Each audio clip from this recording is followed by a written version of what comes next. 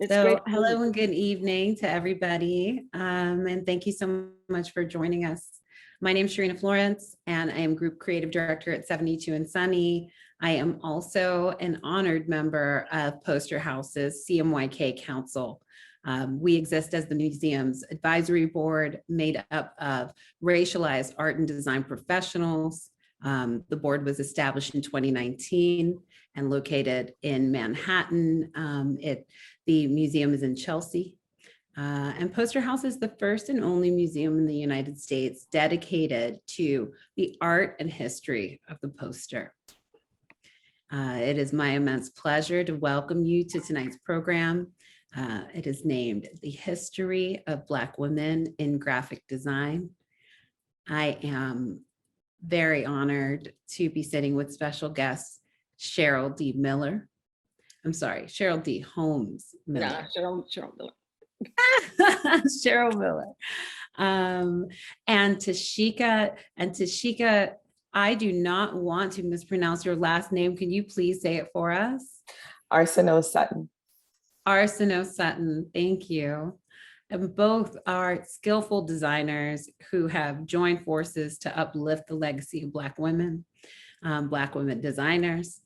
And they have paid special attention to those that have shaped poster history.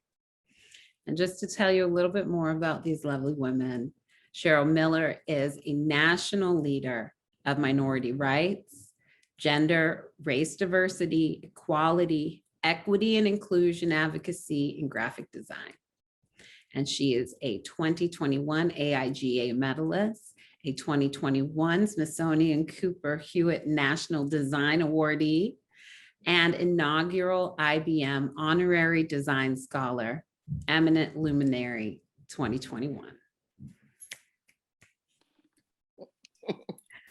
And then Ms. Tasheka is an associate professor of graphic design at North Carolina State University and faculty in the low residency MFA program in graphic design at Vermont College of Fine Arts, as well as the principal at Black Voice Design.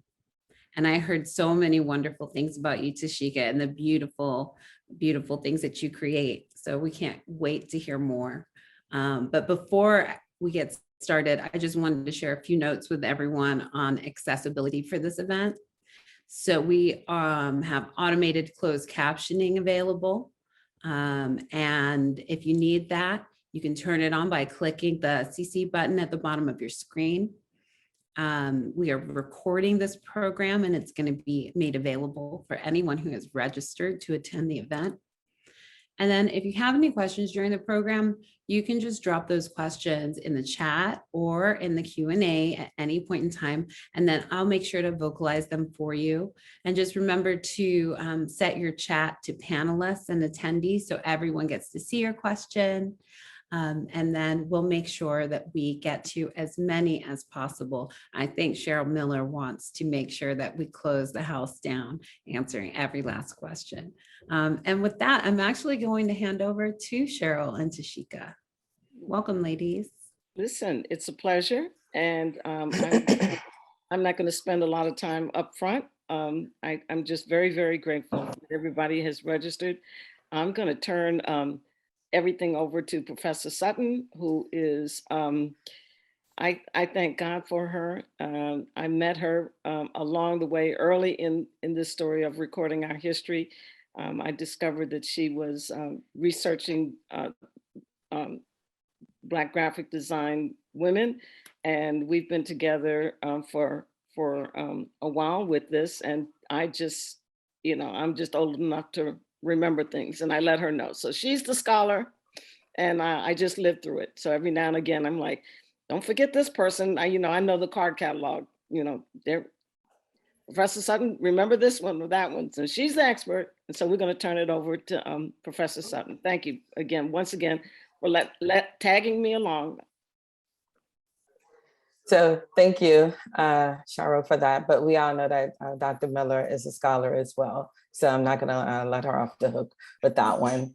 Thanks, everyone. Welcome. It's really a great honor to be here. I've been doing this research for a really, really, really long time. And it's really great and humbling to finally have an audience and have a place to share it.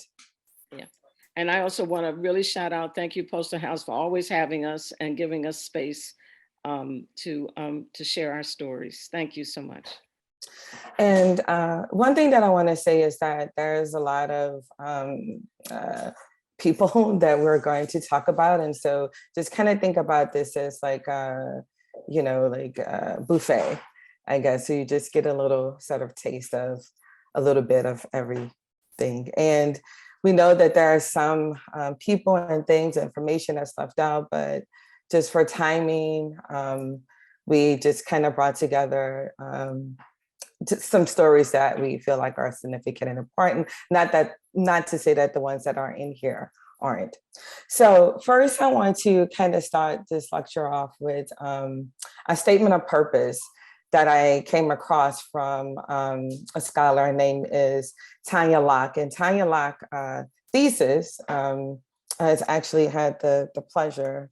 Cheryl mentioned her to me, and I was lucky enough to find her thesis in the archives at NC State. And her thesis is called "In the Voices of My Sisters, African-American Women in Graphic Design." And I just want to read a little bit of her thesis statement just to give us some sort of context for the importance and the relevance of this work. So she says that this work is made of conversations with 8 practicing African-American women graphic designers and have several functions. First, I hope that it will begin to build an understanding of the unique experiences of African-American women practicing graphic design today. By examining their past, we can ensure that any changes we look to make in our thinking about ourselves and the various others we deal with are informed by truth. The second function is purpose, some areas and methods for change in graphic design education and corporate America. These suggestions are not meant to be conclusive, but a starting point for examining racial and gender issues in educational and professional environments. Finally, this project was my chance to hear the ideas and experiences of practicing graphic designers who are just like me, African-American women. And it is my hope that other African-American women reading this work will find it as affirming as I did throughout its creation. This was actually written in 1994, which is pretty amazing how relevant it still is today. Yeah, we're going to come back with Tanya's work, and I can elaborate on it because she really was a design visionary in the publishing of her thesis. And so we will zoom in on that, and so stay tuned with a little bit more of Tanya's work in our lives. Oh, sorry.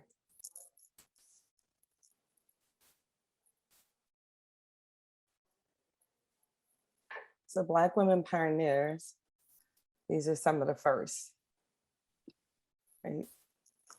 So this is Ruth Ellis, who produced letterheads and flyers, rapid tickets for churches. She was the first woman in Michigan to run her own printing company.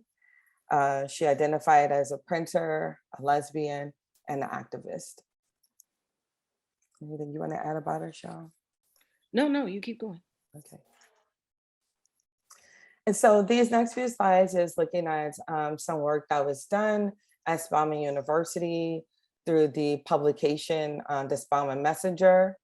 And so the Spelman Messenger, this is a little about the class and what it was about. We teach compositors in our printing classes.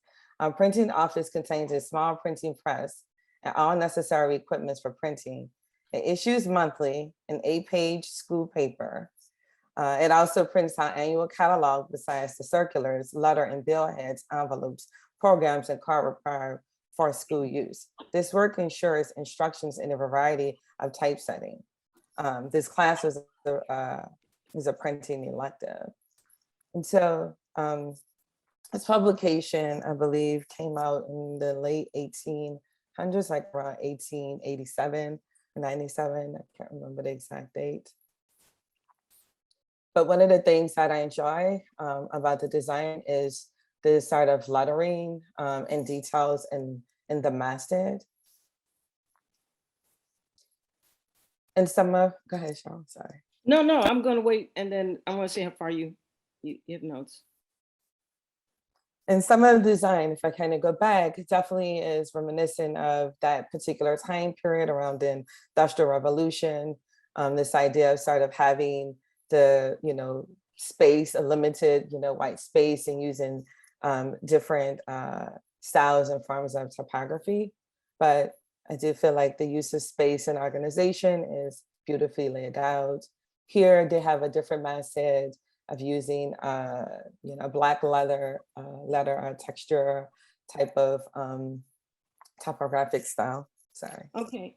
One of the things that we're all fascinated with W.E.B. Du Bois and the infographics, and I keep sharing. He's a sociologist, and I discovered the press in his work, The Negro Artisan.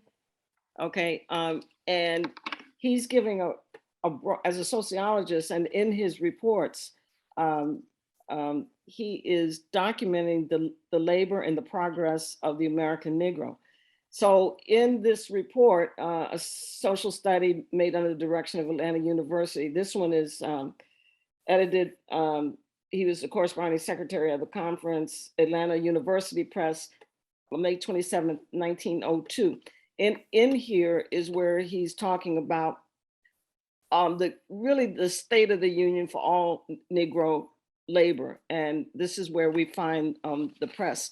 I recently found out that the press was donated in 1984 from the Slater Fund. And Slater had a foundation in Connecticut, and they wanted to give money to Spelman, and they wanted to offer an opportunity to learn typesetting to Spelman Seminary. And so the Slater Fund, if you want more information about that, I've got footnotes, but it was funded.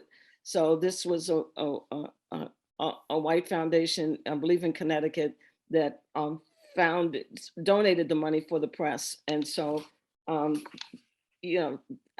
fascinated with it. And the researchers in the library there, it's one of our first presses for and about and run by women. And also, the Spelman Messenger have a really good online archive, and so you can download all the issues back from the very first one, and it still is in circulation today. That's beautiful. So you could actually pull inspiration from the Spelman Messenger today in your work if you wanted to, and easily access all of that inspiration. Yes.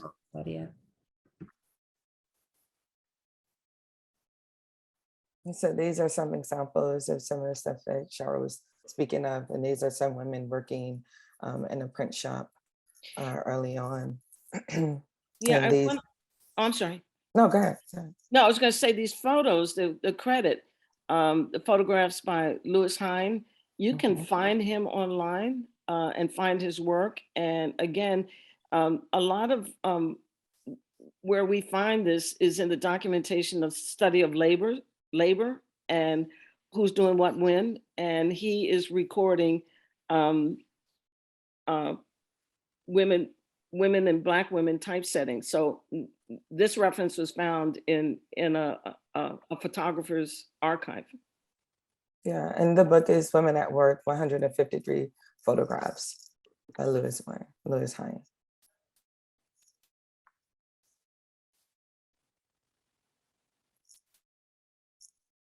It's just similar.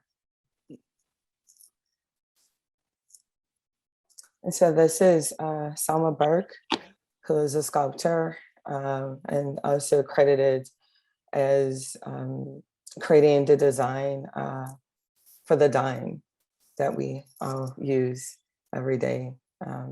That's monetary. And so the first image is showing the model image that she used for the sculpture.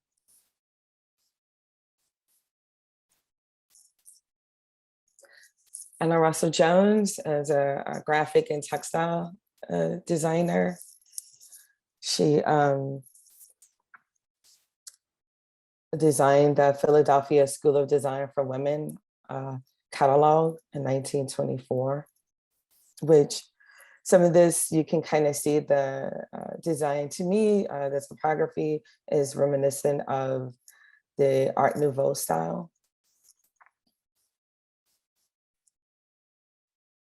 This artist, writer, Gwendolyn Bennett, who is probably mostly known for most of her artwork.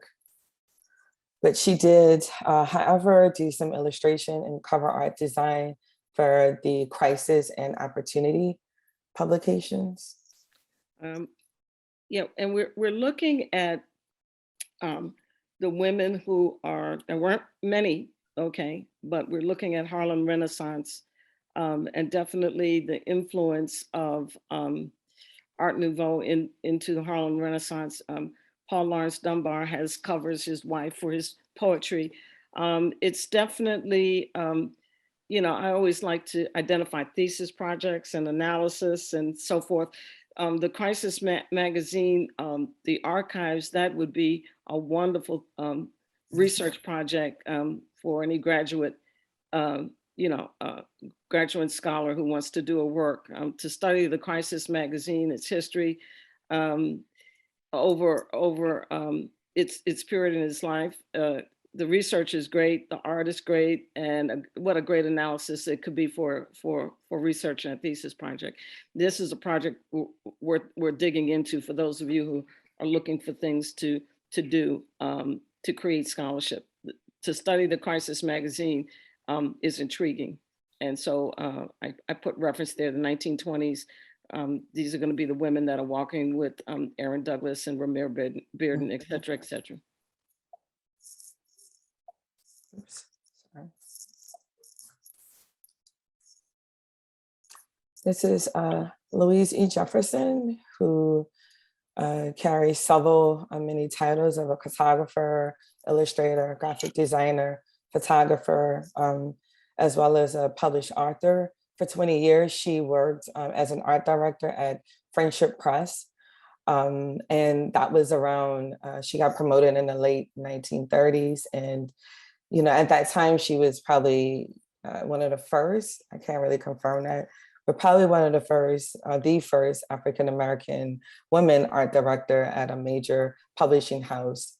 For 40 years, she did all the program covers for the NAACP. She did the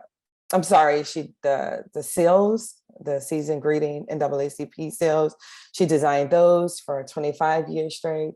Down here in the corner are some illustrations from her book, The Decorative Arts. After 20 years of working at Friendship Press, she retired, and I say retired in quotes because then she took 5 trips to Africa, and that's when she wrote her book. And that book includes over 300 illustrations and photographs.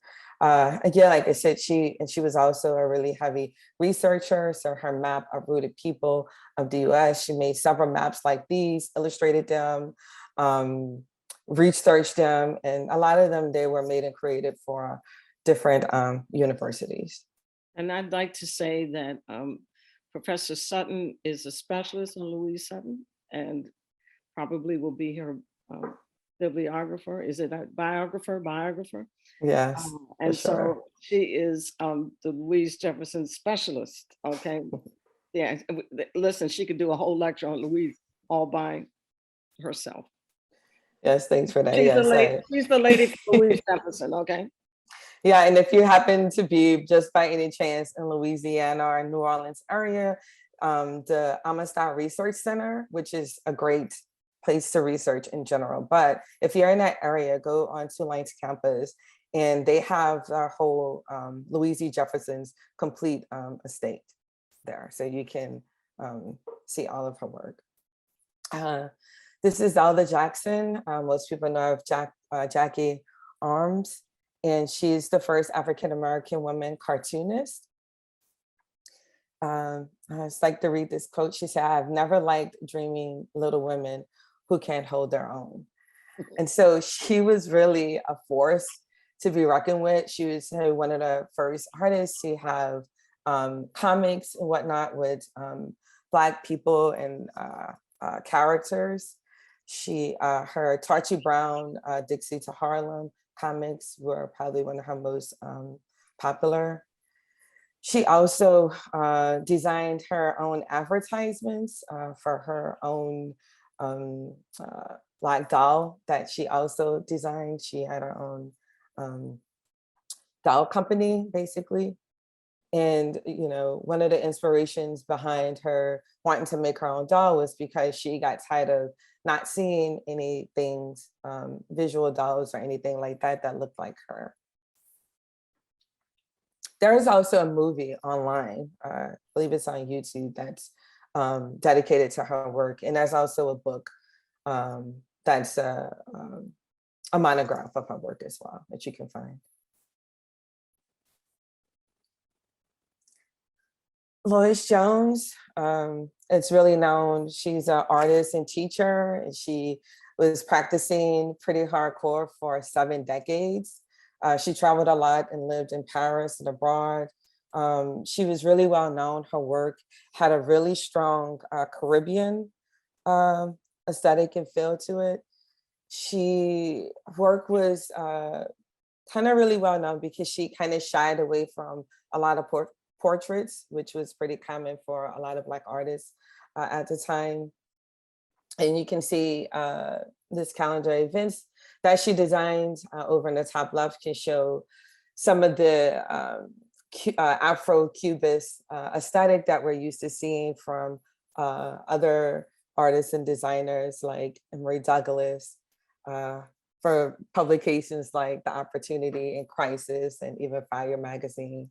So that sort of aesthetic was really popular at that time. But textiles and pattern designs was really at the heart of work. And she was one of the few, oh, go ahead. Yeah, I just wanted to say it was one of the few, well, she's important is because she was one of the few artists to get some reclaim and recognition abroad, like in Paris, France. Yeah, she's best known as, you know, a renowned professor at Howard University.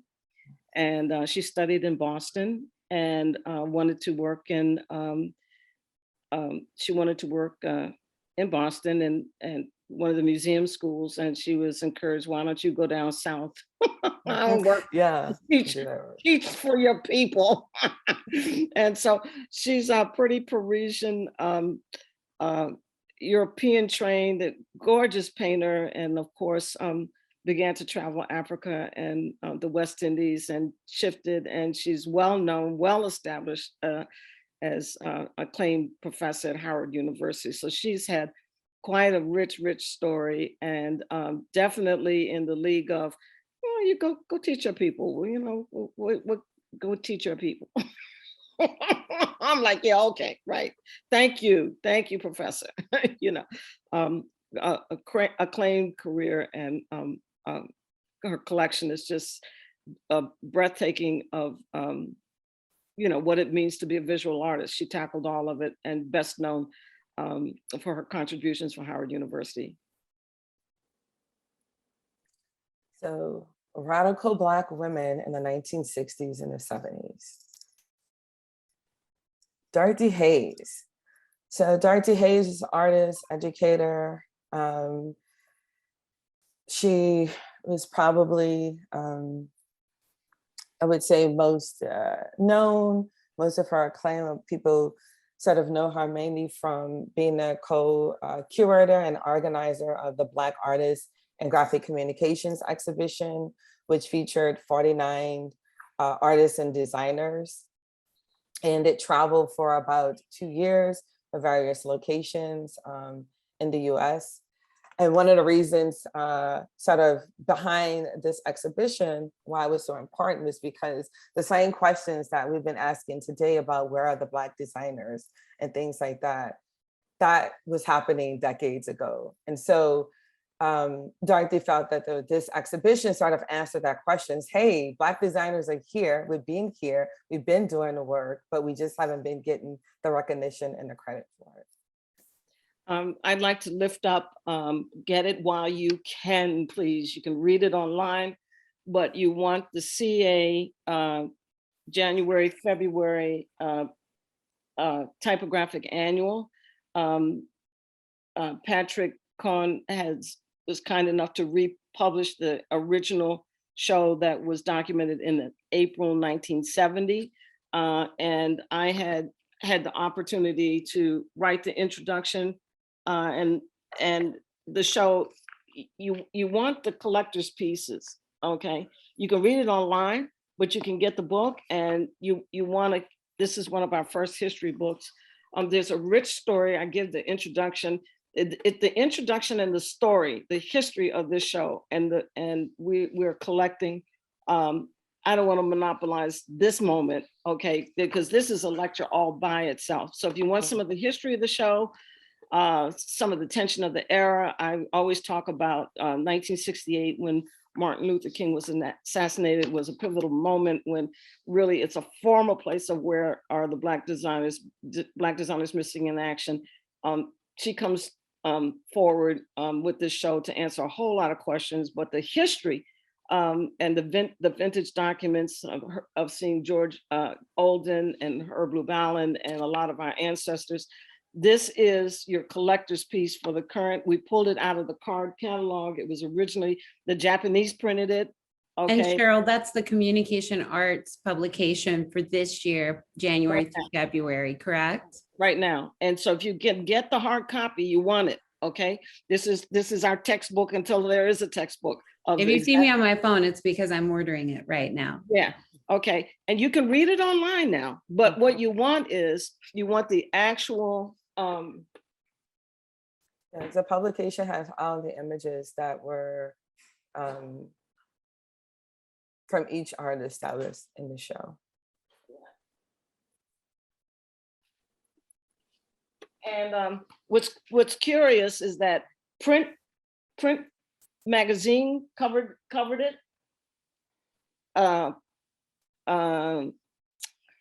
CA covered it, and the Japanese covered it. So I'm telling you, this was quite a show, and it was all in the card catalog. All right. And so there's some projects that we're involved in to bring it forward. And I've had the opportunity to assemble the research into the introduction. So it's a deep, believe me, this show and the history is a lecture all by itself. And we want to honor Dorothy Hayes, and we thank her for her niece who worked with myself and Stanford University to collect all our personal archives, which had all the history for the show. So there's more to this, but until then, you want to get a copy of the magazine because that's what's current. The other even A Books doesn't have the other pieces. So if you want it, until there's a solid history book where we're included, et cetera, this is your first recorded history. I thank you for that. Yeah, and I just want to say that Dorothy also ran her own design company, which one thing about the women during this the 60s and the 70s, a lot of them were entrepreneurs and ran their own design studios. And so hers is called Dorothy Doors. Yeah, just as a note, this is the original article. And this is vintage. I don't even know if you can get this. This is April 1970. And I want to shout out to Communication Arts. Richard Cohen published this, and his son is now in charge. And Patrick republished, and you want to get this. It's a direct pull from the card catalog version with an introduction of history notes. You want this, and you want to save it. See, I saved mine. Okay. That's, I have mine too. Thank you.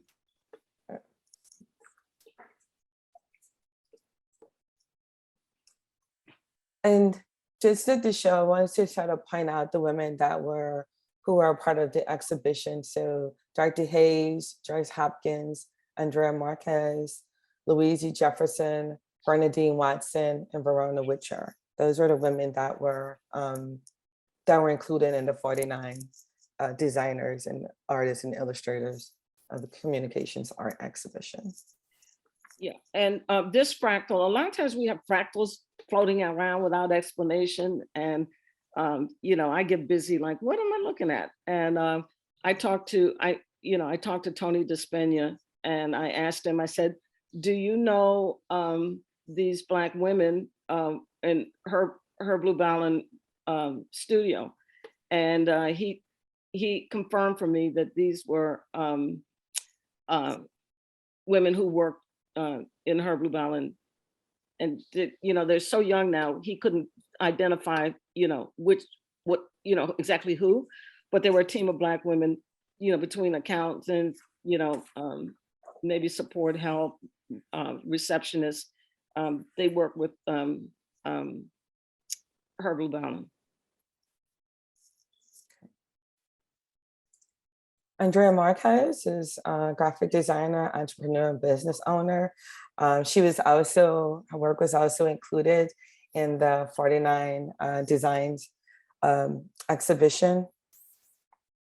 She ran her own studio that was titled after her name. And one thing that I found that I liked about her story was that she started designing really young. She worked at this organization, this company called Visual Services. And she was there doing design work, but then she was fired because they said that her execution wasn't good enough. And so when she went home and she told her family that she was fired, her mom said, "Oh no, we don't get fired. You better go back there and get your job back." And so she did. She went back, she got a job back. She could continue to work there, I think, for about 5 years, and was able to leave there with some of the clients that she had, and she took with her to open up her own, when she opened up her own business.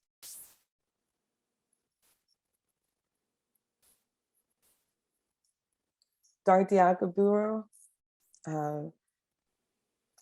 did a lot of advertising work during the 1960s for R.R. Boker. She was the art director and designer there. Don't know much is about her work in general, Cheryl. No, I just know that she's just on Dorothy's list, and was there with the 49, original. Yeah, she was a part of that. Yeah, she was a part of that exhibition as well. Mm-hmm.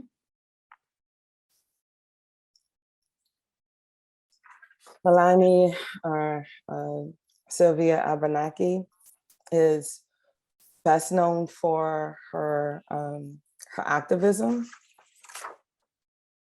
She created this mural, which is called The Wall of Respect in Chicago. It was painted around 1967 by the Visual Artists Workshop for the Organization of Black American Culture. It's considered the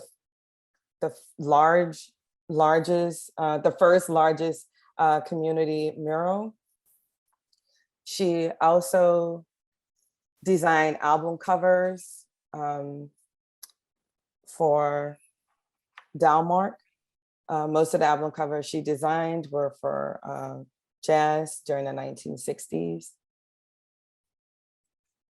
Yeah, unfortunately, I believe they took down the Wall of Respect. How disrespectful. Mm-hmm. But that the Ion Design, AIG, Ion Design, if you want to read more, it's a beautiful article. You can get all of your footnotes in there in the discussion about the Wall of Respect. We're going to come up on Afro-Cobra in a minute. And so she's all a part of the Chicago movement during that time.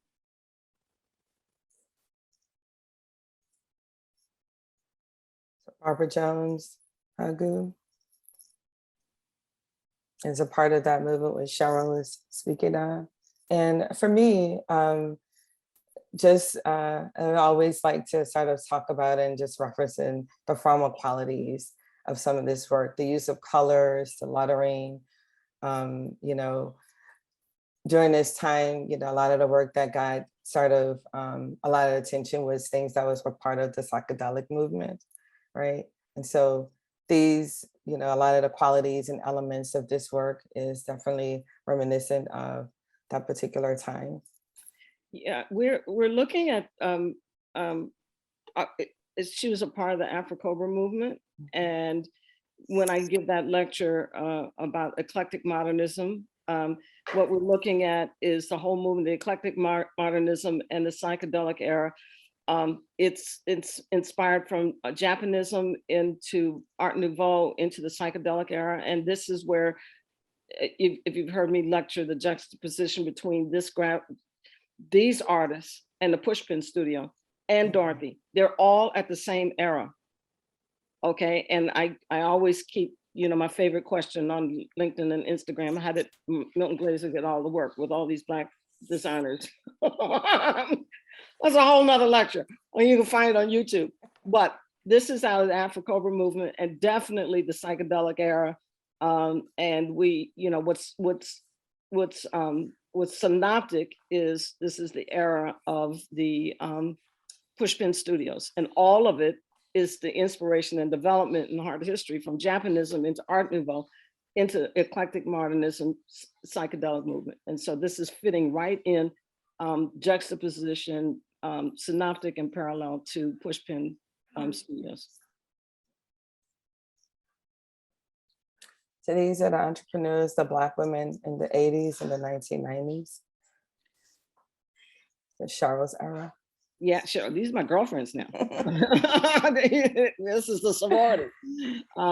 Carol Porter is, I'll give it to her. She's one of the first Black art directors for journalists. She worked from she's retired now from the Washington Post. And she started her career in television in Washington, DC, and resolved from one of the local networks, I think ABC, or no, it was Post Newsweek. She worked in Connecticut, I think one of the Hartford stations, and then resolved there to a full career at the Post, doing journalistic layouts. And you can find her comfortably in Washington, DC, in Rock Creek Park, watercolor and traveling. She's your first journalism layout, Washington Post. This is Michelle Renee Cobb, also known as Michelle Spellman Cobb. She is currently in Washington, DC. She's chair of Georgetown Day Visual Arts. Wonderful painter, designer. I give her, she is the first Black art director for Sports Illustrated. And she is graduated from GW with MFA. I think she went to Skidmore undergrad, but she's again chair of visual arts at Georgetown Day Independent School in Washington, DC. Beautiful painter, art director, and graphic design. She's taught at University of Maryland. This is your first Black art director of Sports Illustrated. These are the women that put up with Cheryl Miller, two of my designers, Danita Albert, Treya Price. They put up with Cheryl Miller. Cheryl Miller Design, New York, New York. Beautiful designers, and I credit Danita really transitioned us from old school technology. I got the computers in, and I'm like, Danita, figure this out. Get us out of wooden T-squares and paste ups, and get me away from this crazy camera making my logos. So she was our person to transition the firm. I got the equipment in, and she really did the training, trained us, and pulled us forward. So I want to shout out uniquely. Treya was one of my first young designers. Oh my God, what a savvy art director and designer. She graduated Harvard Economics and left the firm to go study design at Stanford. She is the only Black woman I know that choreographs corporate fountains. So one of her award-winning pieces is in Dubai, the fountain of a memorial to Whitney Houston. She choreographs these global corporate fountains, and she's a jewelry designer now. She has a beautiful collection, and she's in Florida. Okay, and that's these are my they were all of my art directors, and these are corporate publications from the firm, which I'm not going to monopolize Cheryl Miller. You can find a YouTube and talk to me. Talk to me about all the graphics, okay? And everybody knows my crazy story and BET and writing and print, and here we are. You can find me on YouTube. Oh, I want to shout out. This is which Tasheka's going to show us. One of my, we had a few illustrators and I favored. This is Yvonne Buchanan. We're going to see her in a minute, but we had a corporate relationship with Chase Manhattan and Harlem, and she did several of our posters, our posters are collected at Poster House. And Yvonne is a wonderful illustrator. She teaches. We'll see her again coming up, and Professor Sutton will tell you more about where she is now. And these are my favorites that are collected in really now in 4 places. And I can come back and do portfolio on Cheryl, but I love my Mae Jameson because it's my Charles Lilly story, and we won't bore you with that. But Charles is best known for. He's best known for, I got all my props somewhere. Here he is. He's best known for the autobiography of Malcolm X. And so NASA commissioned us and I said, Charles, come on and do a poster with me. So keep going. You can go ahead with phone, go ahead. Oh, no, this is for Wilson, who is artist, educator, textile designer. She's also a sculptor. She did a lot of work in publication design. She is an art director at Studio W. She also is an art director for the magazine YSB. Some credit her as sort of being the one to kind of bring forward the hip hop sort of aesthetic and publication design and layout. Yeah, I will give her one of the original, if not first, beginning the aesthetic for the hip hop graphics and publications. And I always want to shout out, she was instrumental, and we all took care of each other. We gave each other work, and it's her lead and her book that got me my McDonald's client that I'm always talking about. So we did, she's the hip hop corporate communications magazine designer and first on board with it. So shout out to Fo. Yeah, and she's also something I'll talk about a little bit with Michelle Washington. Her and Michelle Washington also put together an exhibition called Visual Perceptions, which was basically kind of challenging modern stereotypes on how African Americans are viewed through package design and just pop culture in general. And so that exhibition was site specific. And so they asked, I think maybe it was 30 artists, 21 actually ended up participating, and each person was just asked to sort of interpret, sort of what it means, what Black visuals means to them through their work. Yes, she will. She curated the 21 artists that began the first discussion. She started the discussion of racially charged advertising and branding, and that show is it's pieces of the ephemeral are collected. You can read about it, but she gathered 21 of us to say, how do we feel about Aunt Jemima on the pancake box? She's your first one that started that discussion. Yes, and Michelle Washington is an educator, researcher, writer. She does a lot of work now dealing with sort of wayfinding or environmental design and things like that. But she, a lot of her work in the past had a lot of sort of texture and sort of playing around with also like prep making and different materials. And she's currently working on a book, is what she told me about the history of design as well. So down here is one of the posters or advertisements for the exhibition, Visual Perception.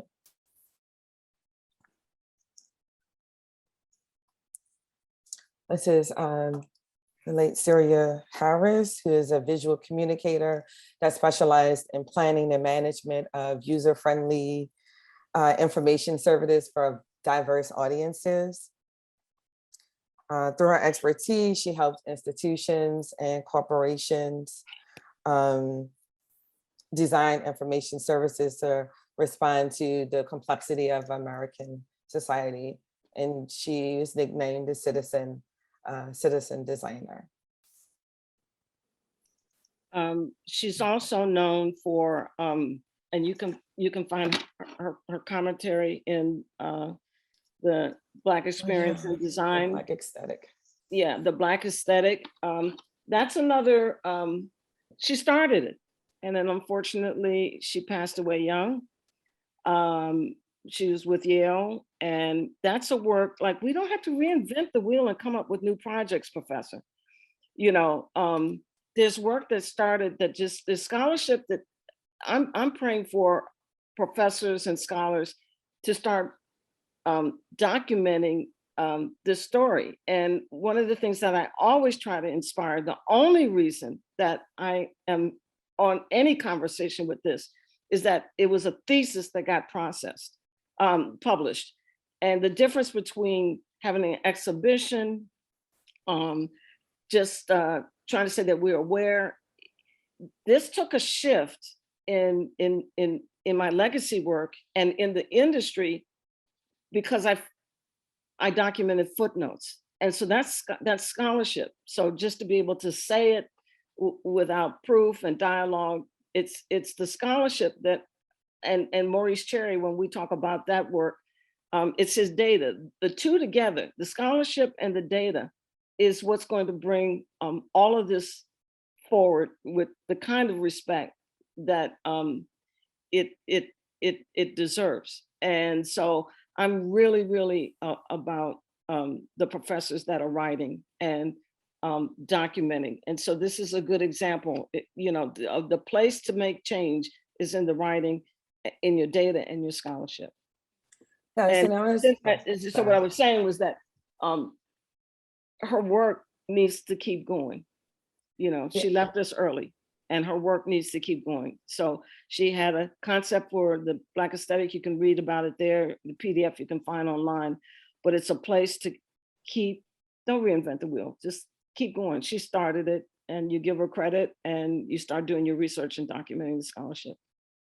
Yeah, I want to say that Sylvia Harris' work, that essay, searching for the Black Aesthetic in graphic design, is one that I ran across when I was in grad school, actually searching for a Black aesthetic in graphic design. And that's, Googling that and putting that in the search engine was how I came across this essay and this woman designer that I never heard of. And what's great about that essay is that she breaks things down into decades. So she gives you sort of this blueprint on the 1990s, what to look at and see how design was influenced by music and jazz, where jazz wasn't just, a musical style. It was something that, was kind of more than that. It was like an overall style. So you saw jazz, in design and in advertising and things like that. But yeah, that essay is really sort of groundbreaking and started giving Black designers, when you're like the only one in class or in school and you're looking around wondering like what to do or feeling like you don't fit in, she sort of validates those feelings for you and tell you, hey, you don't have to assimilate. There's work out there for you to be inspired by people that look like you. Yeah, I would love someone just drop the a link to a PDF of the Black Aesthetic. If anyone wanted to kind of catch that link before it disappears in the very heavy chat. Yeah, and it's also featured in the book. Yes, it is in this book. It's also featured in the book. And to continue the legacy, there's a lot here we just don't have to reinvent. She didn't finish her work. And so with that said, it's a place to start turning the wheel. Yes. This is Barbara Higgins, who is an illustrator. She was the first African-American woman to have her illustrations and work put on in the US postage stamps. She also did these illustrations for these posters that were sponsored by Anheuser-Busch at the time. They wanted to kind of highlight the work of Black artists at the time. She also have designed and illustrated over a dozen of children's books. I want to say that this is no small accomplishment, the U.S. Postal Service. It is a small, closed cadre. And that's just simply of designers and how the process works. And that has a lot to do with government contracts and how you get them. And once you get them in the onboarding, you just get in there and the designers don't move. Okay, so this is no small accomplishment to have this many stamps for the US government and what it takes to be able to get a stamp. It's a tough process because it starts with just being able to be competitive as a vendor for the US government. That is not an easy process. So I have to shout out for her because the business part of just being able to either be a contractor or a subcontractor for the US government, the US Postal Service, is a major feat in and of itself. And she's been under the radar, but I got to celebrate just getting in to get the work. Is a major, major accomplishment with the federal government. Trust me, I'm from DC, this I know. This is Yvonne. What did you find on Yvonne? Yvonne is amazing. Her work, she does film, she's a videographer, video artist. She does these amazing illustrations, but the thing that I found interesting was she does this glitch work. She creates artwork that's sort of kind of done and created by algorithms. And so this is some of the work, these images at the top is, and at the bottom is from that. And these are just some, one is a still for her film, like her video work that she does, as well as her code glitch generated images that she produces. Professor, could you repeat her name, please? Yvonne Buchanan. Yvonne Buchanan. She's a professor at University of Syracuse, and we were young together. I was fascinated by her illustrations. So those posters that are collected, she was our illustrator, and she just had a touch for doing these portraits and she would just, and I'm like, oh my God, Yvonne, I gotta print a poster with you. Okay. She has a website, so you can find her work. Yeah. And it's amazing. These are actually ones that are in her archive, so they're not like her most recent, but I was really blown away by, some of the kind of glitch and code imagery that she was deriving for that. But yeah, she's an amazing illustrator. And so yeah, definitely check out some of that work as well. Yeah, she's up at University of Syracuse as a professor. Crystal McKenzie is another entrepreneur who had her own design studio that basically focused on environmental design, wayfinding, corporate branding. She's done really a lot of amazing work for the Albany airport, signage, a lot of exhibition design and work. And we want to shout out to her family. She recently passed away, and so we're memoriam with she and her family. She too was a New York designer of the era. Yeah, so she has a really robust portfolio. If you go to her website, it shows and talks about over 40 years of work in the industry, and definitely was working and producing work up until she passed. So Robin Lynch is an artist, educator, textile designer. Go ahead. Yeah, Robin is, I love Robin Lynch. She is chair of SUNY Purchase graphic design, full career in New York City with the music industry. I can't call which one, Sony, but the like, okay. You can find her out as chair design, We're from Warner Brothers, RCA Records. RCA Records. Yeah. Mhm. Yeah. I met her at Howard. I was her thesis advisor for undergraduate work, and she went to Yale, and from there resolved into New York, and now she's chair of design out at SUNY Purchase. Yeah, great designer. Loretta Staples, who's an educator, interactive and interface designer, who is one of the first to be doing design for the web. Way back in the 1980s, she did work for Apple and Hewlett Packard. Oops, sorry. So a lot of sort of interface design and building of websites.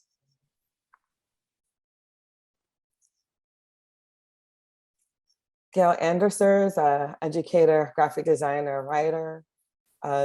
She worked as an art director at Rolling Stones for about 15 years. She's a director in the design program at SVA. She has written over a dozen books, co-authored with Stephen Heller on about design. She also designed an Emancipation Proclamation stamp. And it looks like some of that work there on the right, that's Rolling Stone work, correct? From Yes, these are the Fred Woodward days. yes. Yeah. Yeah, and I also found in research she's on the one of the stamp councils. There's like this secret society for the stamp, U.S. Postal, right? So she's, I won't say under the radar, but she's on the council for this closed society for the stamps. Okay, so that government thing is that's a hard one to crack, and she's there. She's been there for a while too. Mm-hmm. And so the thesis statement that I read earlier was by Tanya Locke, who graduated from the MFA in graphic design program from NC State. And what her thesis is really powerful, because one of the things that's fascinating about it is that she interviewed 8 designers, which are all people that we're talking about tonight. And so on that list is Gail Anderson, Robin Lynch, Andrea Marquez, Cheryl Miller, Carol Porter, Michelle Washington, Bo Wilson, and Sylvia Woodard, Sylvia Harris. So these are just images from our thesis that's actually beautifully typesetted.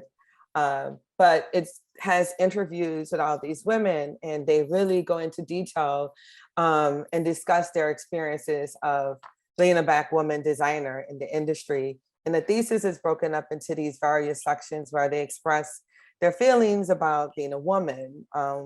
How do you feel about race versus gender? What do you think about these quotas that we have in affirmative action? How have your family supported you along this journey? Have you had any support in education? So I don't know, I feel like this book, I have it here, is a nice treasure, right? This of information about these really wonderful, powerful women who have definitely impacted the field of design. Cheryl, you were one of the people that were interviewed in this book. And do you recall? Yeah, and I got a shout out to Andrea. She stirred my memory. And the thing that's extremely important about this document, and Tanya, we have to really talk to her about her experience of wanting to do this thesis at the time. When was it, 1994? 1994. Well, 1994. Now, what's interesting is the 3 women who are AIG medalists, Gail, Sylvia, and myself, she recorded our words. So as a historical piece, you're 3 Black women who are AIG medalists. Before we were anything on this platform, she got our thoughts. And everyone else of importance, she documented. We were all there together. And I read my own words And I'm like, did I say, I'm consistent. It's like, it's the same. Yeah, she said that. It's your tone. It's the I same. think Gail says she doesn't remember this either. Yeah. Now she wants to see it. Well, Gail, I have to talk to you offline about it. Okay, we'll talk to you offline about it. But she She wanted said she to. hopes she didn't say anything stupid. No, you didn't. No, you didn't. And I, like I said, Gail, I'll text you off underneath the radar. I'll explain some of the backstory. So I have had a chance to talk to Tanya because I think this document has to come out of this card catalog. This, she sent me one of the last copies. Professor Sutton got it out of the library down at North Carolina State. And there's a deep story about, this is a hidden gem of the women that she cataloged and interviewed us. And I can only say that it's a very rich document that needs to be done some kind of way properly. And I would like to see it done in respect and not appropriated in any way. Don't appropriate it. And don't take it and don't steal it. Okay, it's a piece of scholarship that demands attention because of who she documented, and uniquely the 5 historical women with AIG medals. She got us before we were anybody in this story. And I remember her. I mean, I remember, and we talked to each other, who should we interview and so forth. And she has her own story, and her own story is her own preface and forward about what she had to go through to get this document through so she could graduate. It's a very, very rich document. And there's only one hard copy left. I have a soft copy, and I would like to see this properly treated and not anything performative or taken from her or anything else. I pray what to do with this document, that this document will be handled properly and used and not used and lost from her, especially in any equity or monetizing it. It's a very, very rich document. It got us when we were trying to figure it out, Professor. It's a beautiful document, and Tanya, she's had her own career, and I celebrate this work, but she'll have to tell you everything she went through to get those signatures. Okay? Yes. Yeah, I celebrate this. Okay, keep going, Professor. This is the work of Holly Hampton. She does work similar to Crystal McKinsey, a lot of wayfinding and environmental design up in basically in LA. Not that her only clients are in LA, but she's the principal. Oh crap, forgot the design agency. Sorry. But she has done work for, does a lot of work for the Metro, the transportation station out there. She kind of rebranded the whole Blue Line. This right here is an example of the AMC cinema that that her agency did the redesign of the interior. And there's also, which I probably should include, but the patterns and you can kind of see her and her influencing with textile design on the flooring in this particular venue. Mira Tramis is a video game designer. She's considered the first African-American woman game designer. She is from France, and her games and designs are sort of unique in that they sort of talk about a lot of sexuality and some, kind of content that's maybe sensitive. So not like your typical sort of game design for kids. One of her games, I can't remember which one, has actually been re-released. And you can have access to it. I think it's maybe Lost in Time or either Geisha. I can't remember which one.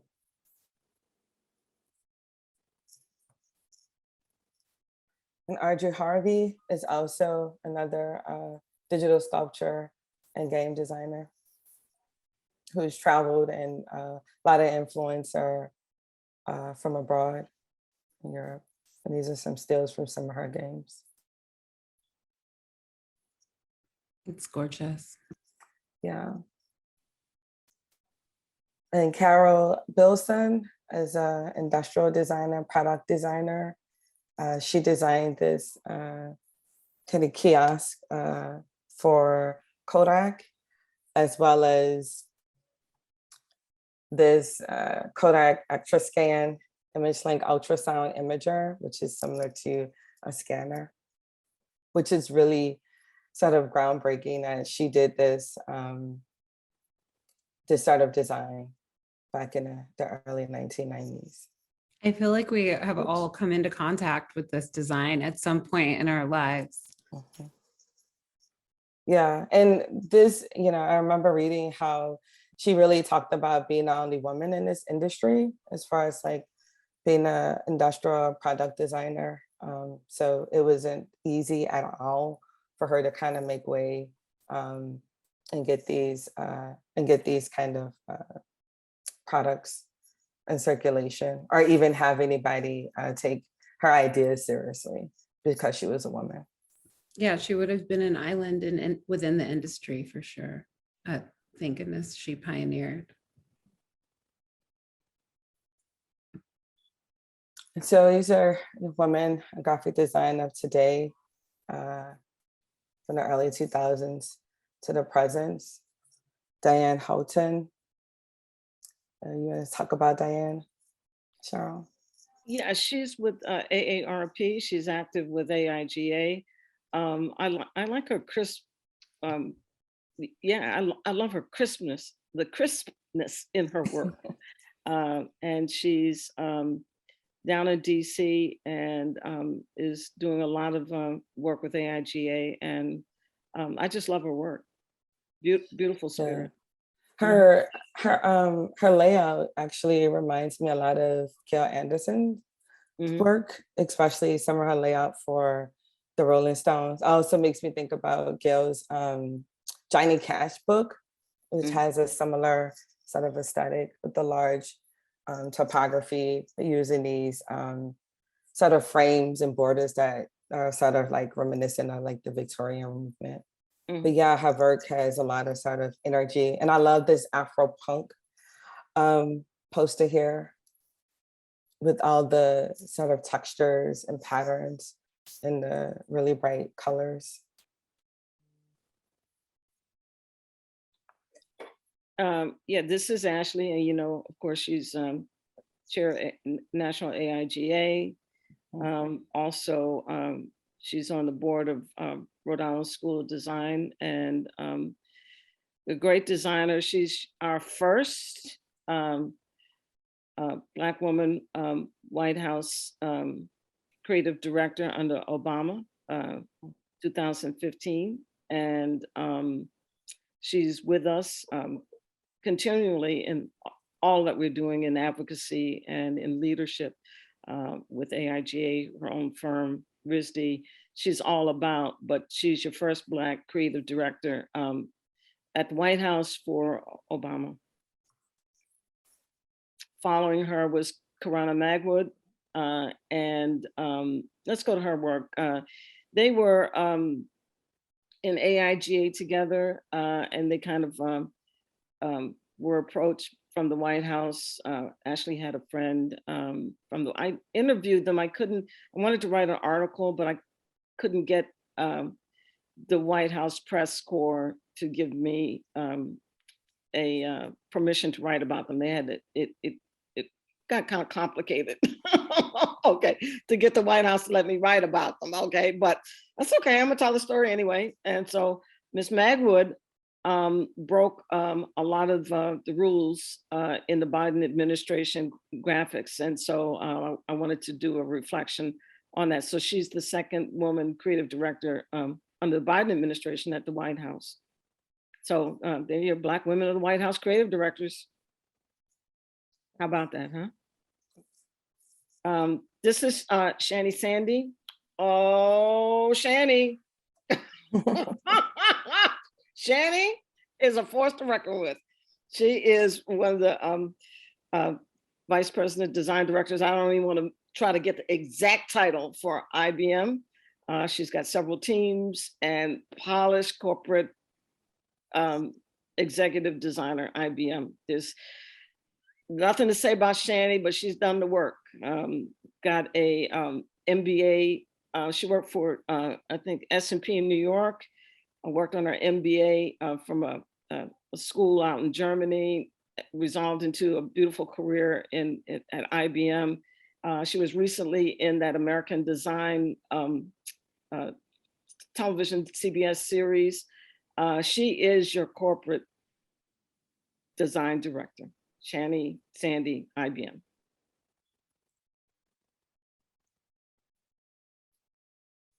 You want to talk about Jessica? Yeah, but the image isn't there. But Jessica Bellamy is a visual data designer, and her specialty is providing consultation as well as design for people who are trying to create information design for underserved communities. And so she sort of, there's a way that she uses photography, there's a way that she uses motion graphics to really get the sort of message across in a more authentic way for not only people of color, but people who don't necessarily have the set of resources to have access to information or complex information that affects them in their community.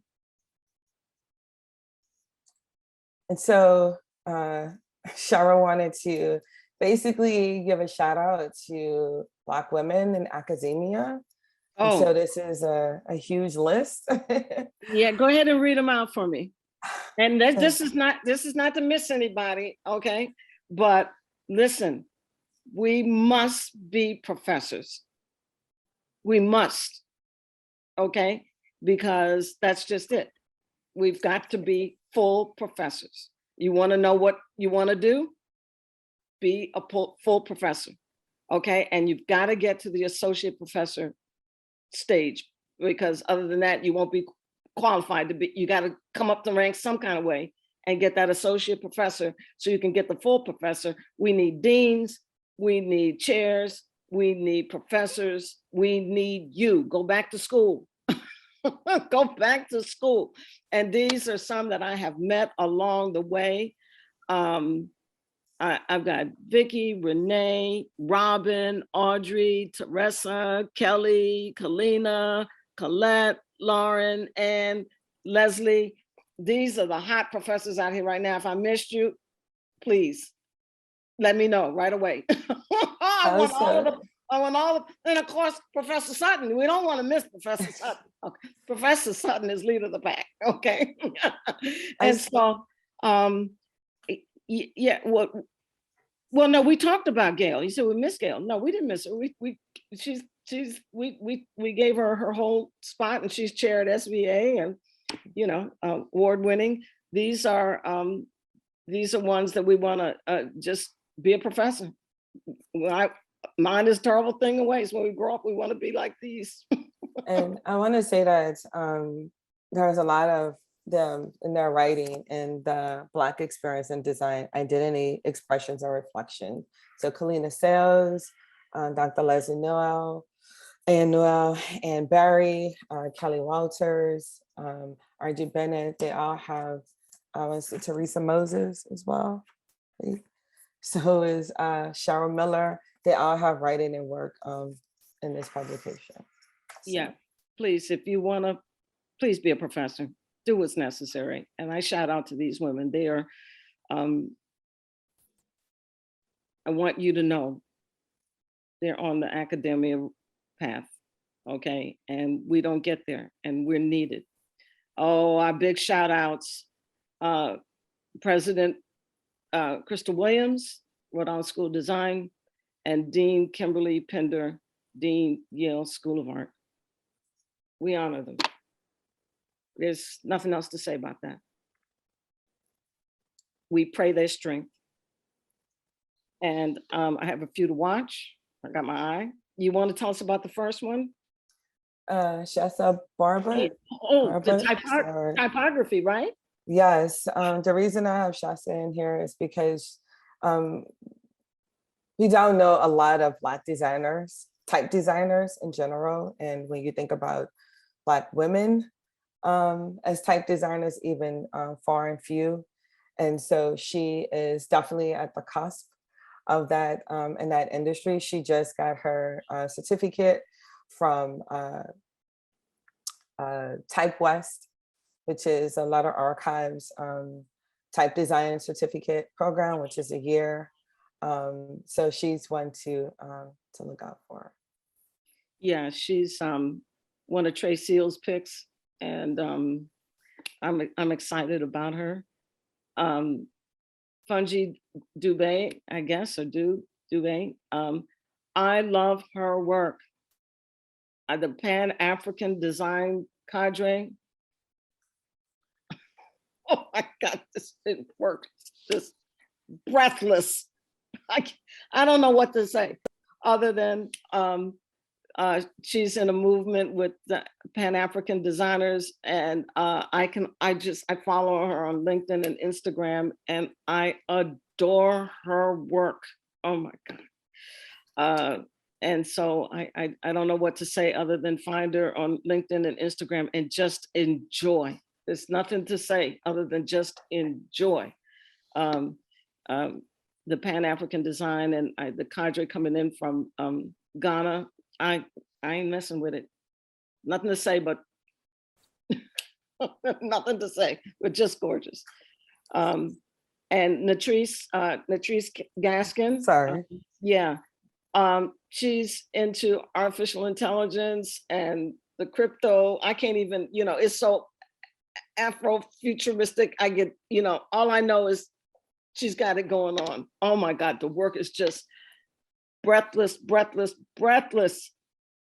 We just have to watch where they're going. I don't know where they're going, but they're in the future. And so just take me, I'm old school. Just tell me where you're going and make sure, I always tell all of you all, make sure, Miss Miller on the bus, is she on the airplane? Just make sure I have a seat. I don't know where y'all are going. Just make sure I'm on the plane, Professor Sutton. Listen, and so that's it. You have any, Professor?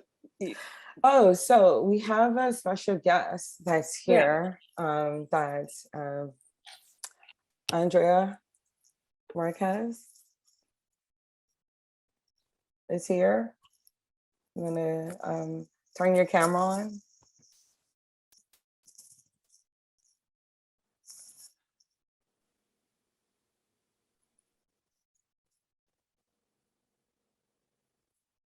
While Andrea joins us, I do see that there is a question from Terrence in the audience, and he's asking, do we know what equipment the Slater Fund provided Spelman? Okay. And are there any Black women who are type designers, typographers, lettering artists that we could reference for him? I'll just ask you to start your video.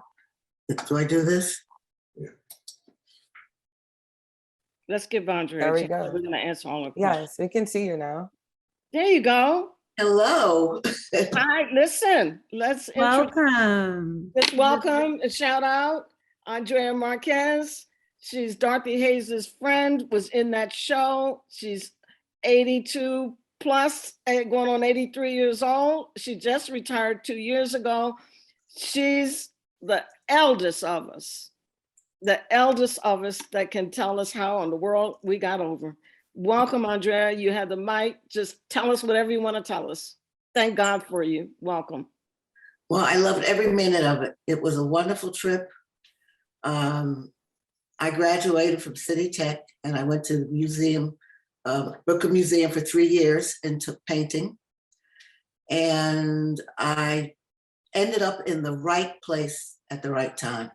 I was 18 years old. I went to a studio that was actually integrated at the time. There were a lot of women. There was a Black art director. And I had a boss that really didn't like to work too much. So all of us took responsibility for our own accounts. We got in touch with the clients. We followed through with all the production. And I really got thrown in the middle of a design studio where I had to do a lot of work, and I enjoyed it. I just learned all the ropes right away. But I did get fired from my first job because I was a good designer. I had a great portfolio, but I was very sloppy with mechanicals. In those days, you did mechanicals, the paste and paper and all of that. And I was all thumbs. And so my boss said to me, well, I think we're going to have to let you go because you really are not as good as I thought you were. So I went home and I told my parents, Mom and Dad, I got fired. So my parents said, oh no, Marquezes don't get fired. You go back there and tell them that you want your job, you're going to try harder. And my boss was so surprised. He said, okay. And he gave me sort of, junk jobs, And then an annual report came in the shop. Everybody was busy. It was a Roosevelt Hospital annual report. And all the art directors were busy, all the designers were busy, and there was nobody to do the job because it was a very, very busy shop. And so I said, well, let's give it to Andrea and see if she can do it. That's it. I did the design, took me 2 days. It was accepted, and mechanicals were part of my past. I became a designer on the spot. I stayed there at that job. I worked myself up to art director, and I left. I was there for 5 years, and I opened up my own company, and it's been a great ride ever since. Andrea, you were part of Dorothy's show. Yes, I was. And you were part of a show in Brooklyn. You want to tell us about that? You curated a show in Brooklyn? I was on the community gallery board at the Brooklyn Museum. And I ended up doing all the graphics using Romare Bearden's art. And also, being a designer, you also could do other things. And I became really interested in setting up shows and working with artists and everything like that. So I actually was part of putting together the show for the Brooklyn Museum. We took the show to Switzerland, and I went with the show. I did all the graphic design, plus I helped to actually set up the art. I was there for a month, and it was an amazing experience. And that was my first time going to Europe. And while I was there, I went to Paris and came back to Switzerland and stayed. And then I came back to Europe. One question for you, Andrea. Yes. What was running through your mind? What did you think about that as you were kind of going through the motions of stepping into new experiences in your design career, and also, blazing trails or pathways that really no one had stepped in before you? Was that on your mind? What did you think? When I think back on it, I just took it all in stride. Nobody in my family were graphic designers. My parents didn't want me to be a graphic designer. I thought I was crazy. Black women do not do graphic design. But I started out doing art as a child. I loved to draw, I loved to paint. And I went to the Brooklyn Museum starting when I was 10 years old.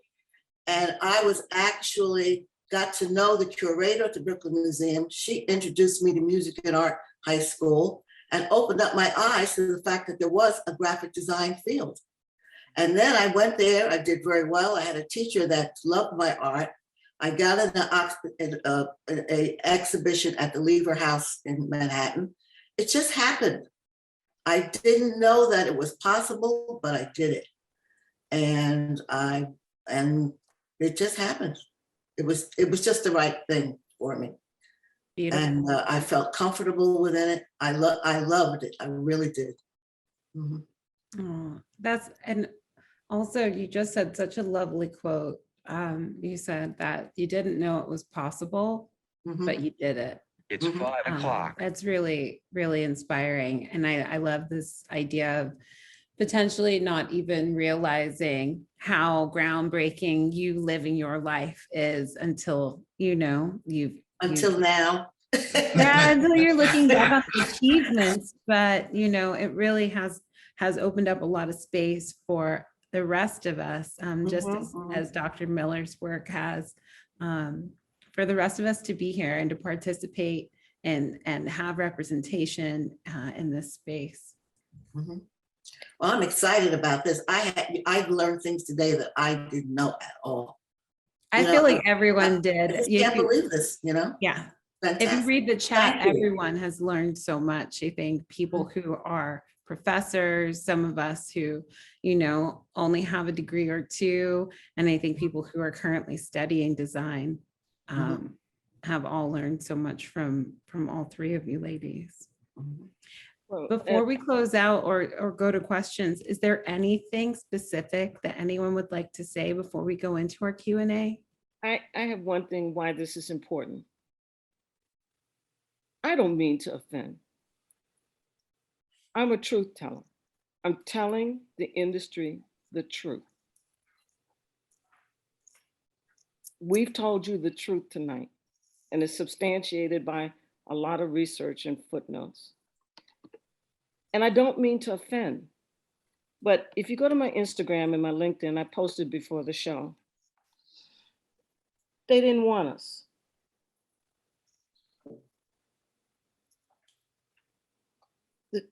The usual, women in design, we're nowhere to be found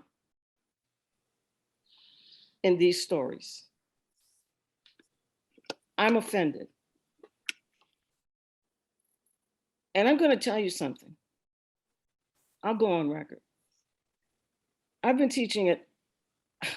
It's crazy. I'm crazy teaching. I'm crazy teaching. I want to shout out, I'm at University of Texas. And I teach, they've given me a stretch to develop 2 very unique classes. And one in particular, I'm at Howard University now teaching. And I have just completed my midterm essays.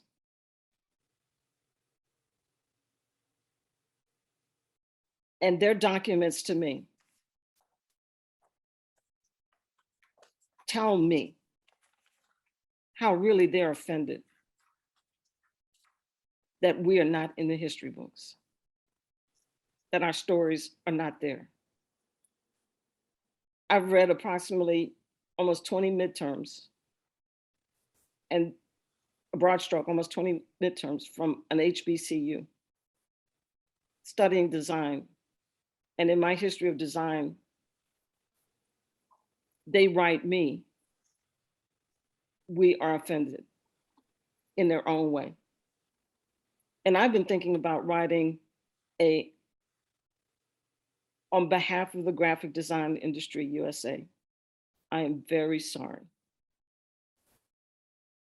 that our story isn't in the history books. Well, there's actually a question here. In a manner that is cataloged as canon. And there's a question here asking if you might do that, Dr. Miller. Do what? I'm doing all I can do as fast as I can. Listen, I'm doing crazy as fast as I can. Okay, my book is unique. My classes, I'm doing what I can do. I'm trying to even set up, asynchronous, professor relationships, and I'm inspiring. Someone said, I think it was Renee, I can't call her last name. She says, Dr. Miller, you've deputized everybody. I'm like, yeah, I can't be here forever. Come on. That's why I want the professors.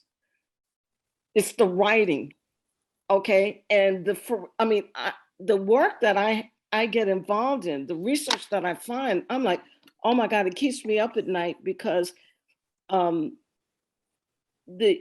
way the books are written. And so I've got a lecture now that I'm working on. It's like, oh my goodness, the way that they've been writing our story and the origins and the erasure of our participation, it's sinful.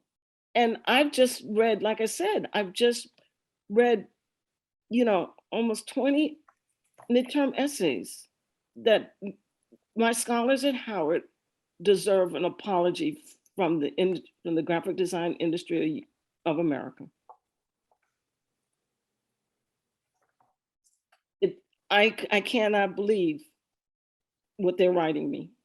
I'm thinking about, I've got to talk to them and the department. I would love to publish their essays so that you can see the history, not so much the design, the history. Because I'm teaching decolonized graphic design. And, I am not necessarily a Black graphic design historian. I'm decolonizing the canon, which is a big, big job. And I've done it. And I want to shout out to University of Texas. They've allowed me to develop it. And so we're writing the documents that go to the course. And I can't tell you how painful, the more I work with it, how painful it is to see how we're not included. And so it's not to offend at all, but it's to tell the truth that we were here. Stop looking for us. Do you see all these Black women? We had almost 200 tonight interested, and all of these that Dr. Sutton has informed us of. And my greatest gift is I started young when I was 3 and I'm still here. And all I'm doing is telling you the truth of what I remember and inspiring you to please do the work. We can't do it all. But when you're a professor, when you're a scholar, you're a statistician, okay, these are the things when you document this wonderful book, the generation of this discussion, it has a history. And this is all scholarship. This is a book of footnotes for you to continue. And don't let up on this story. Just keep at it until the major publishers, they get it. Everything needs to be rewritten with us, and so with us included. And so that's a part of my work. I don't mean to shame folks, but hey, these publishers need to include us, our entries, our commentaries, our jobs, our opportunities. I want associate professors because then you get called up. I want full professors, okay? And you all can do it. You can do it. It just means you got to do the work. And then all of a sudden, if it looks like I have a motto, it looks like everything is happening for me. I'm an overnight success that took 50 years. So if I can keep going, and I thank God, I'm in great health, except my left knee, Andrea. I just got a cranky left knee. Okay. Well, I'm going to run with you guys. I'm going to run. Okay. And I'm just pointing the way, so let's take some questions. This is not my hour. This is your hour. And that's what I want. I want you guys to come on now and push the publishers. Push the publishers. I want to. You're right. I want to read a quote. I have something to say. Okay, Clint. I'd like to say something, right? Yes, sir. I'm gonna make it right quick. I'm 80, 85. I started in graphic design and advertising when I was 19. No, wait. 19. And I retired in 2017. I had no idea there were women of color in advertising until I met Dorothy Hayes. I was at ABC television at the time. And I just want you guys to know, I am so proud to see all of you. I think you're fantastic. Keep doing it. Go get them, girls. That's all. Thank you, Clinton. Hey, listen, I saw your hand dancing at Christmas out there. Okay, keep dancing. Keep dancing. Okay, let's take some questions. We're here till it's over. Okay. Let's do it. And then just something I should probably say before we get into the questions is if anyone has any and they haven't been able to drop them in the Q&A box, go ahead and do that. I'll vocalize them for you. And also, if you're enjoying this program, you can make a tax-deductible donation to Poster House. Lord knows that we want to stay open. We want to continue to bring content and programming like this very enriching talk that we've all been able to participate in today. So donations help us offer programs like this free of charge.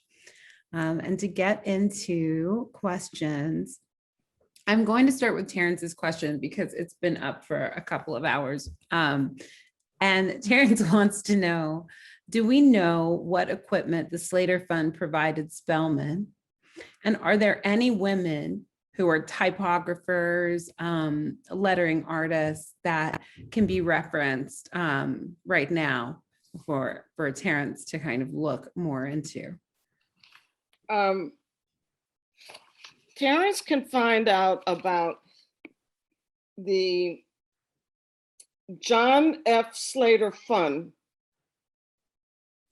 That's what it's called. The footnote for that is the John F. Slater Fund in March 1882. John F. Slater of Norwich, Connecticut. I live in Connecticut, so it's not far up the road here.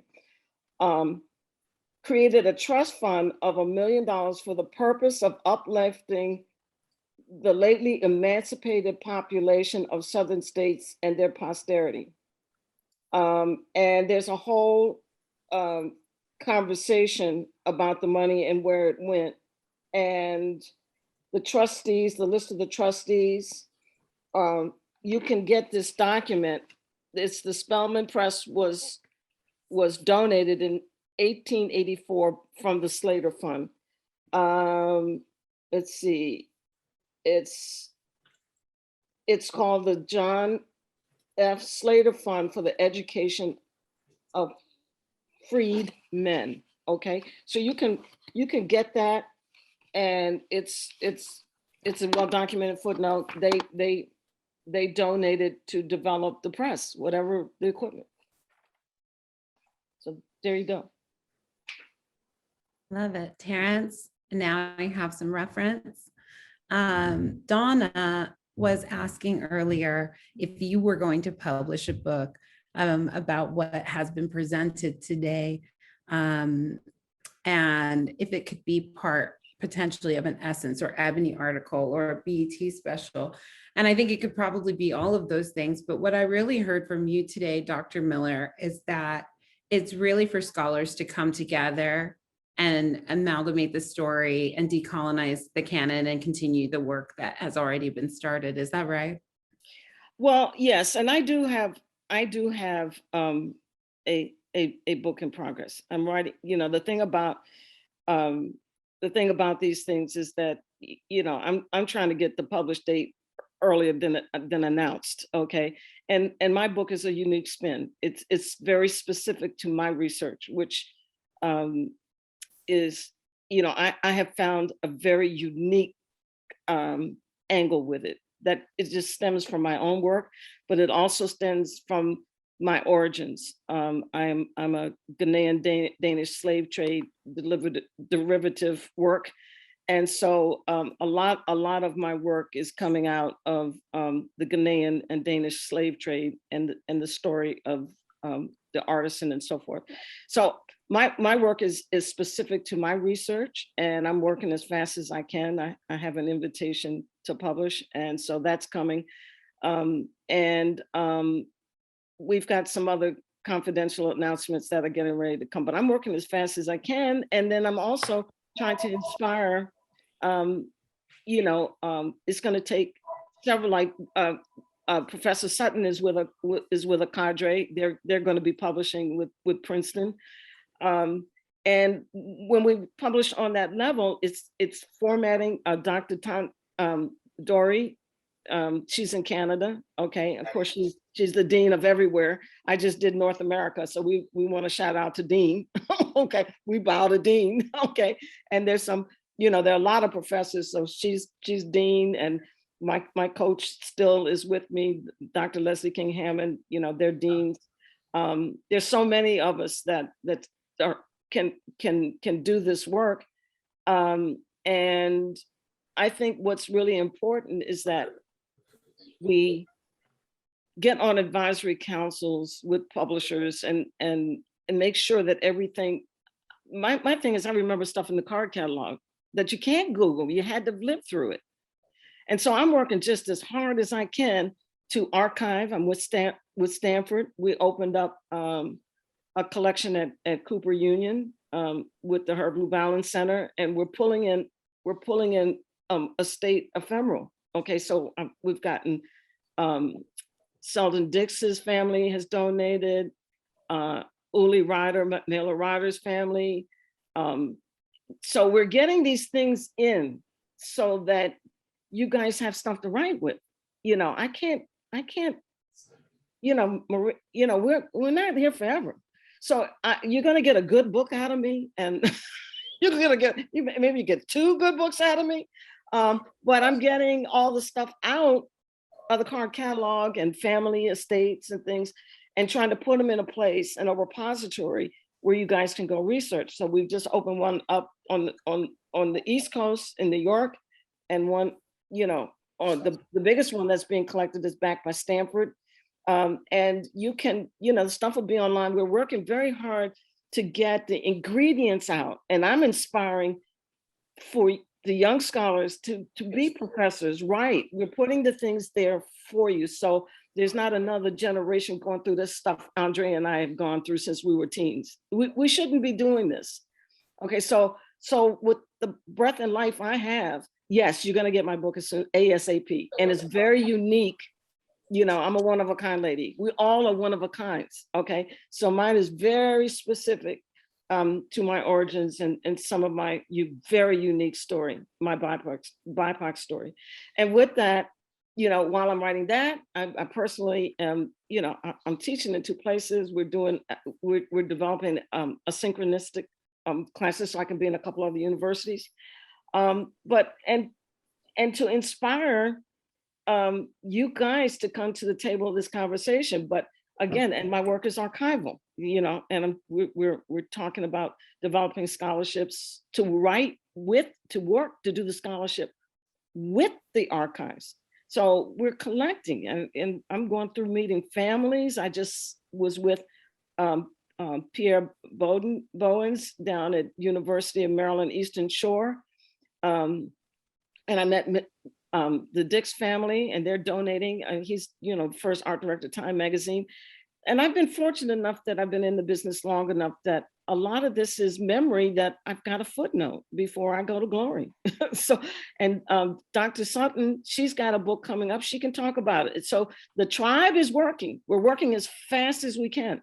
And what we can do is receive invitations to lecture, put these recordings out, because anytime you hear us say something, it's a footnote on YouTube, and the publishers are there. I just called out a publisher. I'm always calling them out. I got a couple of them. I'm like, they're over here taking notes. No, they better call us to make entries. Okay. And if you say something from me, please, I got an intellectual property attorney. Okay. And then some footnotes. So don't play with this with us. No plagiarism, please. No, don't play with us with this. Okay. This isn't this is 2022. And guess what? We're in pandemic and we ain't got nothing else to do. Except to get this up and out. We got plenty of time. I've been thanking God that I don't have to go all over the place. I am locked in on a last in sabbatical. Where's Miller? She's digging up footnotes. Professor Sutton, you want to tell us about your book? Princeton, not Princeton Architecture. I put a link. Princeton Press. Yeah, I put a link in the chat of the announcement, and so yeah. Okay, and this is what I'm talking. A university press wants Professor Sutton. So Thank you for sharing that, Professor Sutton. The book is called Black Design in America, Black Design in America, African American and African Diaspora and Graphic Design from the 19th to the 21st century. And so that will be released next fall in 2023. See, the problem is, we can buy our copy right now, can't we? the publishers take so long to, it takes 18 months to two years to get this out. So until then, she'll come by and give you a lecture, and then you take the footnotes and make sure you give her credit. Okay, and it'll be in the print. Okay, and she's writing. Professor Sutton is writing. She's Professor writing. Sutton, thank you so much for this amazing presentation that you've put together for us, that you've taken us through. It has been so enriching as a Black woman, a creative, an art director, a person with art history background. This has just been so fulfilling. And I think that it's inspired everyone to also share more resources as well, and to also link out to a lot of resources that you've referenced. So I think anyone who's listening today, please make sure you scroll through that chat and you pull out what you can. Let's look forward to this book. I'm getting mine now. Ms. Marquez, thank you so much for joining us today. Is there anything you want to leave us with? Thank you for asking me. Oh, I'm moved, believe me. I I'm learned so much today, so much. grateful. Thank you all. Thank you. Thank you. Mm. Thank you. I don't know if you can see Dr. Miller and Professor Sutton, but the chat is just an outpouring of accolades and thank yous. And I think we are all just truly grateful for the time that we've been able to share today and all that you've offered. I want to thank Poster House, Sharina, you've been running with us, and Salvador, just everybody. Thank you for including us. And Professor Sutton, I'm just honored that I just been a memory bank for you, because she is doing this leg of Black women in graphic design. And Can we do this again when this book is ready, please? Yeah, I just been hanging out as a memory bank. So hurry up before I forget it all. That's all. Speak to us again, Professor. I just want to close out. Somebody mentioned something about how can we get to be put in Mag's book? Well, we're not trying to get put in Mag's book. So that's the first thing. We don't care about being put into Mag's book. We're creating our own books. So I just want to close with a quote from Michelle Washington from Tanya Locke's thesis. And she said, and I kind of feel like for Black graphic designers to get a lot of recognition, that we have to write ourselves into the annuals of design history, because no one is really going to do it for us. And that's it. And Professor Sutton is one of our writers. And she's sought after for other things besides her own work. Tell us about your review. She's been doing reviews and, Yeah, I did a book review for this book that's called The Design of Race, which is a good book. I think it's worth reading. It sort of talks about how our images have been used kind of throughout history in very, stereotypical ways, but it's have not been talked about in graphic design at all. But my criticism of the book is that the author references artists, Black artists, but doesn't represent designers, Black designers that include images of Black people. So anyway, you can find that with Design and Culture. It was just released earlier this year. And I have an essay in a book that's coming out that's called Documenting the Nameplates. And it's about the history and cultural relevance of nameplates. And that'll be coming out sometime this year as well. So the inspiration is to write and to make your scholarship known and really dig deep for your special gift. No one, when we write books, no one can write my book. No one can write your book. It's your story. And we need not to be unapologetic and no imposter syndrome. And we got to stand up and get this done, all of us. Is there one more question? I always like to make sure, I know, I'm here till they close. There isn't, but the only question I have is, can we please just come back together? And can we do this again? Can we have these conversations more often, please? Yeah, if I just, I want to a Design and Diva conference. Okay, I'm ready for a Design and Diva conference. Okay, where all these conferences, and I have so many things to share and ideas. If there's no point in reinventing the wheel. Sometimes it's just talking and somebody picks it up and, keeps, I'm in the church too. And so when our women in ministry go on, I'm like, man, you want to reinvent that ministry? Just pick up where that deaconess moved on. She put her whole life in that. Just pick it up and keep turning it. And I'm telling you that Sylvia Harris's work demands, a scholar to keep carry it forward. Yeah. And I know Dorothy's been with me. She's like, she wakes me up at night. Miller? I'm like, the answer. Okay, Dorothy, no worries. I'm gonna get you out of the card catalog and all of the research for this show. And it's an honor to do this work. It's very sacred. I meet families. I read notes from dead designers. My office is just like stacked with footnotes. It's rewarding. It's rewarding. And the only thing I can tell you is I've been doing this since I was a kid. And here we are, so you all I can't do this forever. You all Thank you for not stopping, and thank you for inspiring us Yeah. to get a little bit of fire and to really contribute to also doing the work. Yes. Ladies, this has been an honor and a pleasure. And thank you so much. Thank you, everyone who joined us. We have had so many people come through, and almost 100 people still with us right now. I hope everyone has a blessed evening. Go get that book. We're all gonna get the book. I'm ordering mine right this second as we all close out. I'm just